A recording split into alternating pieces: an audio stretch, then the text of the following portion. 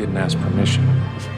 So you and your friends can leave now, or they can carry your fat out in a bucket. Lee Child's Jack Reacher novels are brought to life in the Prime Video series Reacher, with Alan Ritchson playing the titular ex-military officer. But how does the series compare to Lee Child's original novels? Today at ScreenRant, we take a deep dive into the Jack Reacher books and compare them with the shows.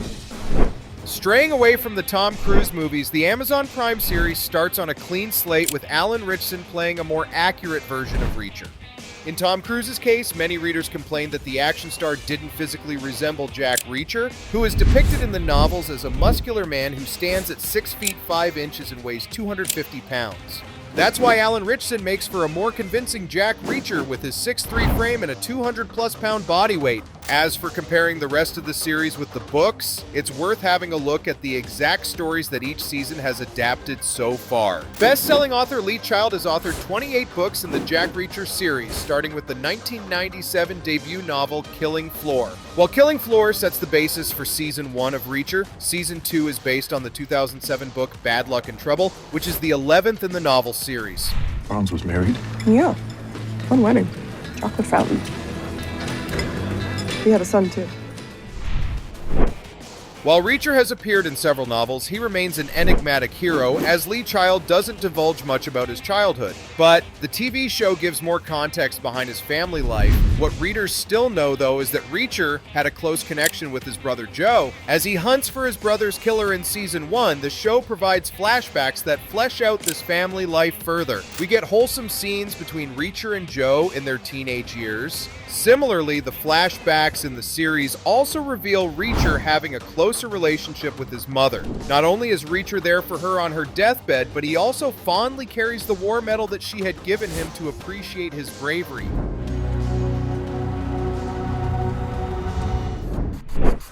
The Season 1 characters, Roscoe and Finley, also have a bigger role to play in the TV series than in the novel. Officer Roscoe Conklin and Chief of Detectives Oscar Finley are major players in Season 1 who help Reacher in his individual investigations. But because Killing Floor is entirely written from Reacher's first-person perspective, we don't get to see much of Roscoe and Finley. The two characters' interactions and missions are narrated to Reacher, something that the series prevents by giving us their individual perspectives as well. I hate to be the one to put him in there. Get out of my office. Reacher's old friend from the military, Francis Neagley, becomes a private investigator and comes to his aid in Season 1. While Neagley is one of Lee Child's original characters, she doesn't appear in Killing Floor at all. Rather, she makes her first appearance in the 2002 book Without Fail and then becomes a recurring character throughout the books. Neagley's presence has become a welcome addition to the series, with Maria Sten delivering a standout performance as a series regular. That is a fastener. 2 names for something that size is stupid. So is this conversation.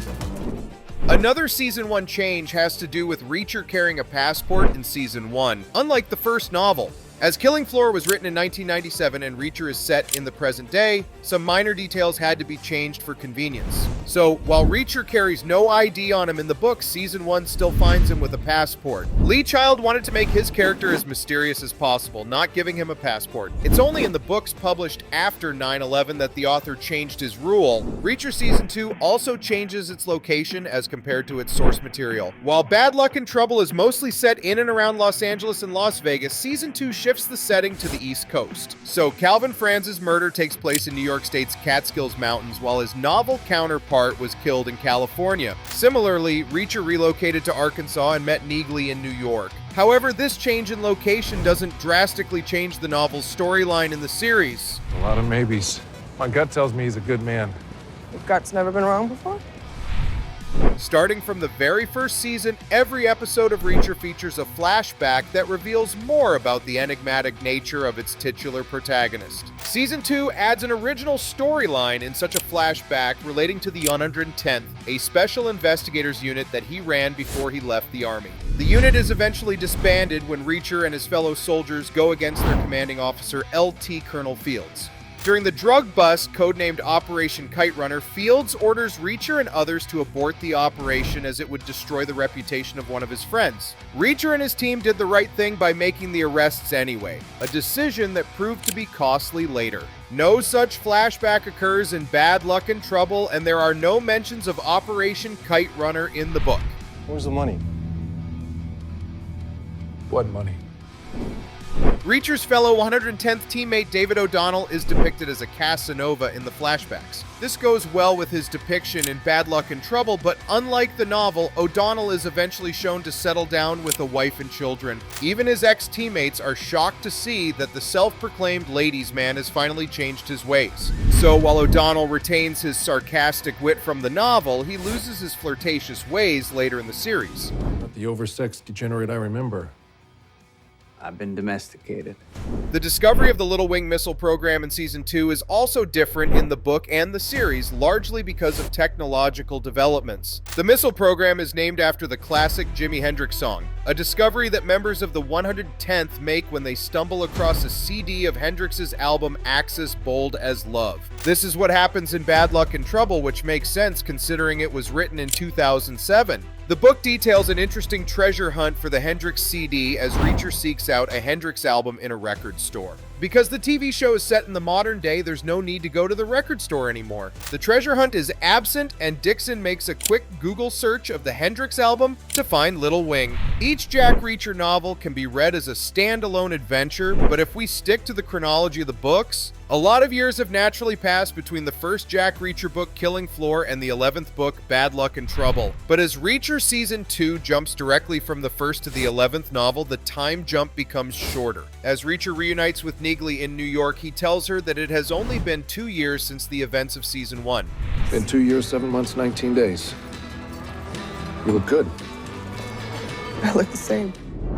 One of the original characters of Reacher Season 2 is the morally righteous detective Russo, who is loosely based on Detective Rant from Bad Luck and Trouble. However, unlike the book, this detective's motivations and alliances are explored in greater detail. While Russo initially clashes with the 110th, he becomes a major ally of the team. Even when his superior officer sides with the criminal organization New Age, Brant holds his moral ground and refuses any bribes. He eventually has a heroic sacrifice and dies in the line of fire, bleeding out in Neagle's arms.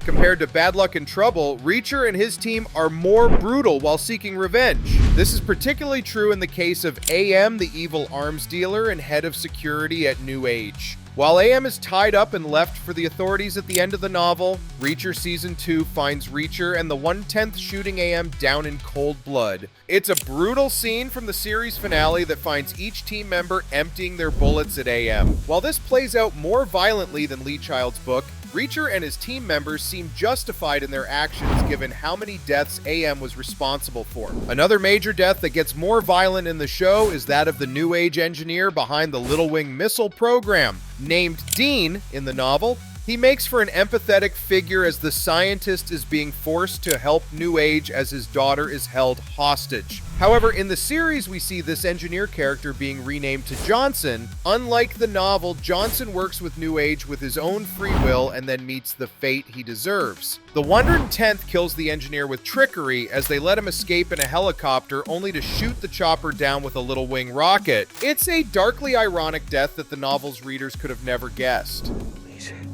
I'm just an engineer. The coded ATM messages in the first episode of Season 2 reference the novel again, although with different characters. As Reacher is a man relying on phones and minimal IDs, it can be difficult to track him down. So Neagle leaves some coded messages in his ATM account. The novel has a similar moment, but this time it's Dixon who sends the messages in the final chapter. Instead of putting this moment in the end, the Prime series relies on the ATM messages for its beginning, and for ending Season 2, it relies on an emotional moment between Reacher and Neagle as Reacher takes the bus to New York.